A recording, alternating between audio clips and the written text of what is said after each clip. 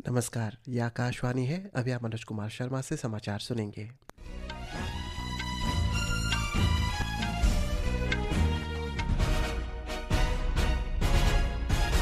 पहले मुख्य समाचार। प्रधानमंत्री नरेंद्र मोदी 3 देशों जॉर्डन, इथियोपिया और ओमान की यात्रा पर रवाना। वे आज जॉर्डन की राजधानी अम्मान पहुंचेंगे। राष्ट्रीय जनतांत्रिक गठबंधन और विपक्षी सांसदों के बीच बहस के कारण संसद के दोनों सदनों की कार्रवाई बाधित।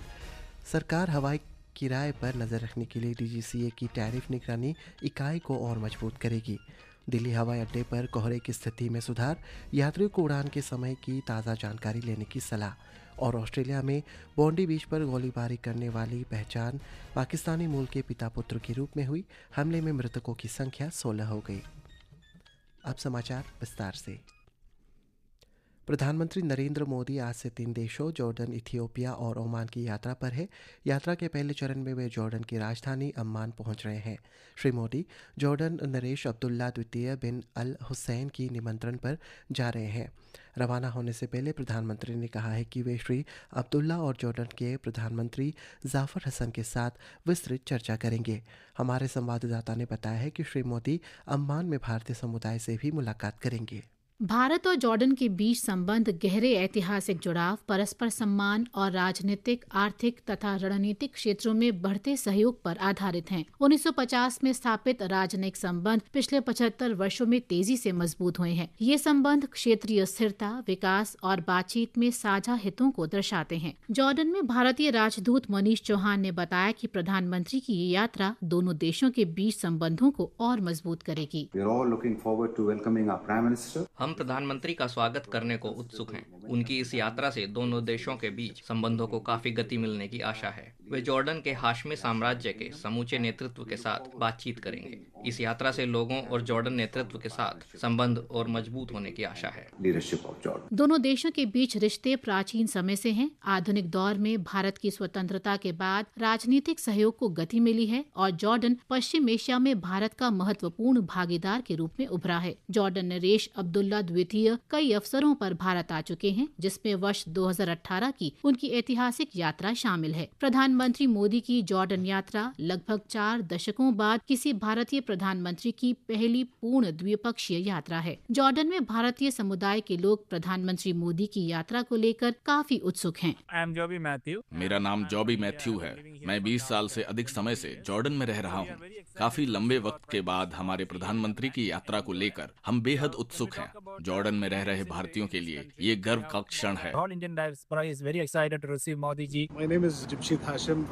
मैं कन्नूर से हूँ। भारतीय समुदाय के सभी लोग बहुत उत्साहित हैं। हम उन्हें देखने और उनसे मिलने के लिए उत्सुक हैं।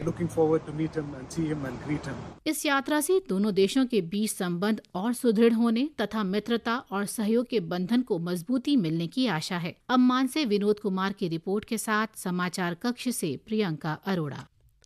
यात्रा के दूसरे चरण में प्रधानमंत्री नरेंद्र मोदी कल इथियोपिया जाएंगे। वे इथियोपिया के संसद के संयुक्त सत्र को संबोधित भी करेंगे। यात्रा के अंतिम चरण में वे बुधवार को ओमान पहुंचेंगे। इथियोपिया में भारत के राजदूत अनिल कुमार राय ने आकाशवाणी से बातचीत में कहा है कि प्रधानमंत्री नरेंद्र मोदी की यात्रा को लेकर इथियोपिया के भारतवंशियों के अलावा स्थानीय लोगों में भी ज़बरदस्त उत्साह है। आकाशवाणी समाचार से बातचीत में इथियोपिया में अदीस अबाबा ने की प्रमुख भारतीय व्यवसायी महिला और हाल की आयोजित प्रवासी भारतीय दिवस के दौरान महिला मुद्दों पर आयोजित पैनल की सदस्य मैत्री जोशी ने कहा है कि लोग प्रधानमंत्री नरेंद्र मोदी की यात्रा को लेकर बेहद उत्साहित हैं। राष्ट्रीय जनतांत्रिक गठबंधन की विपक्षी सांसदों के बीच बहस के कारण आज संसद के दोनों सदनों की कार्रवाई बाधित हुई। कल नई दिल्ली में कांग्रेस की रैली में प्रधानमंत्री नरेंद्र मोदी के खिलाफ की गई आपत्तिजनक टिप्पणी के लिए लोकसभा और राज्यसभा में राष्ट्रीय जनतांत्रिक गठबंधन के सांसदों के कांग्रेस नेतृत्व में माफ़ी मांगने को कहा है। लोकसभा की कार्रवाई शुरू होते ही संसदीय कार्य मंत्री किरण रिजिजू ने सदन में ये मुद्दा उठाया। प्रधानमंत्री नरेंद्र मोदी जी को दुनिया मानते हैं, देश के लोग मानते हैं, और उसमें कुछ विपक्ष के लोग प्रधानमंत्री को अगर जान से मारने के लिए कहता है तो ये बहुत ही दुखद और अफसोस की बात है। सिर्फ खंडन करने से नहीं होगा। कांग्रेस अध्यक्ष और कांग्रेस के नेता प्रतिपक्ष दोनों लोकसभा राज्यसभा में देशवासियों से माफी मांगना चाहिए। हंगामा जारी रहने पर लोकसभा अध्यक्ष ओम बिरला ने सदन की कार्रवाई 12 बजे तक स्थगित कर दी। पहले स्थगन के बाद लोकसभा की कार्रवाई जब दोपहर 12 बजे के बाद फिर शुरू हुई तो विपक्षी सांसद नारेबाजी करते हुए सदन के बीचों बीच आ गए और आरोप लगाया कि सत्ताधारी पार्टी सदन चलाना नहीं चाहती। राष्ट्रीय जनतांत्रिक गठबंधन के सांसदों ने कांग्रेस की रैली के दौरान प्रधानमंत्री नरेंद्र मोदी के खिलाफ की गई आपत्तिजनक टिप्पणियों का भी मुद्दा उठाया गया। शोरगुल जारी रहने पर सदन को दोपहर 2 बजे तक के लिए स्थगित कर दिया गया। राज्यसभा में भी इसी मुद्दे पर हंगामा जारी रहा। कार्रवाई शुरू होते ही सदन के नेता जगत प्रकाश नड्डा ने राज्यसभा में विपक्ष के नेता मल्लिकार्जुन खड़गे और वरिष्ठ कांग्रेस नेता सोनिया गांधी से माफ़ी मांगने को कहा।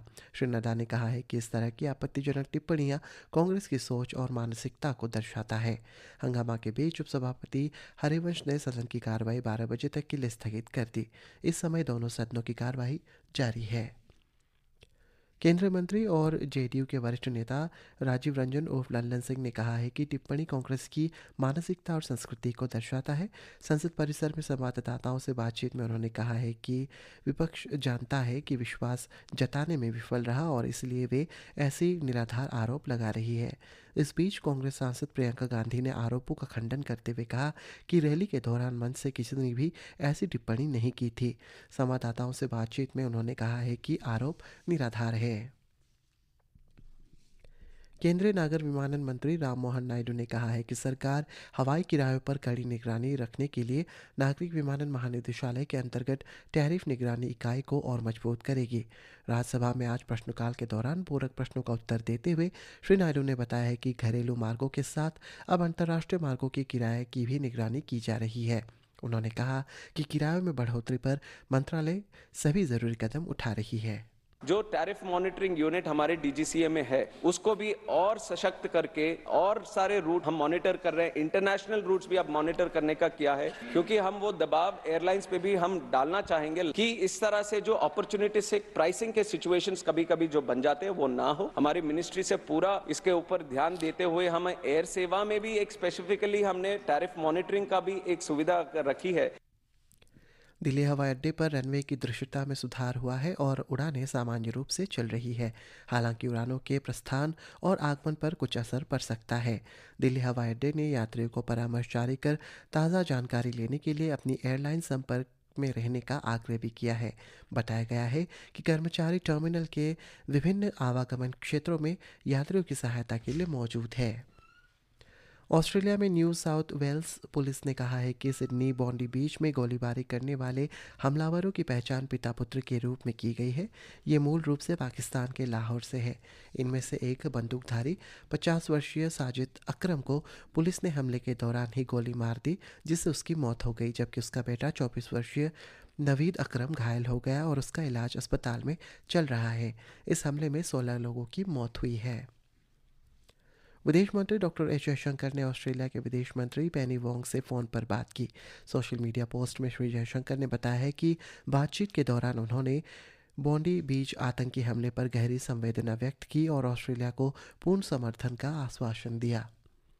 विदेश मंत्री आज अबू धाबी में संयुक्त अरब अमीरात के उप प्रधानमंत्री और विदेश मंत्री शेख अब्दुल्ला बिन जायद अल नाहयान के साथ 16वें संयुक्त आयोग और 5वें रणनीतिक संवाद की सह-अध्यक्षता करेंगे। इसके बाद डॉक्टर जयशंकर इजरायल जाएंगे और इजरायल के विदेश मंत्री गिदोन सार के साथ द्विपक्षीय परामर्श करेंगे।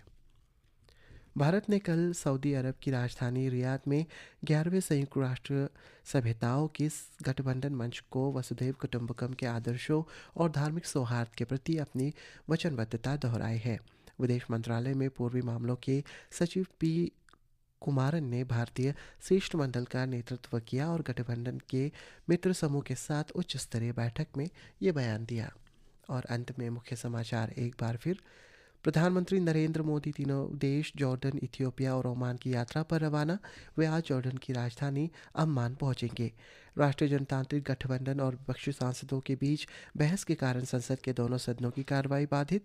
सरकार हवाई किराए पर नजर रखने के लिए डीजीसीए की टैरिफ निगरानी इकाई को और मजबूत करेगी। दिल्ली हवाई अड्डे पर कोहरे की स्थिति में सुधार, यात्रियों को उड़ान के समय की ताज़ा जानकारी लेने की सलाह। और ऑस्ट्रेलिया में बॉन्डी बीच पर गोलीबारी करने वाले की पहचान पाकिस्तानी मूल के पिता पुत्र के रूप में हुई है। इसी के साथ ये समाचार बुलेटिन समाप्त हुआ। नमस्कार।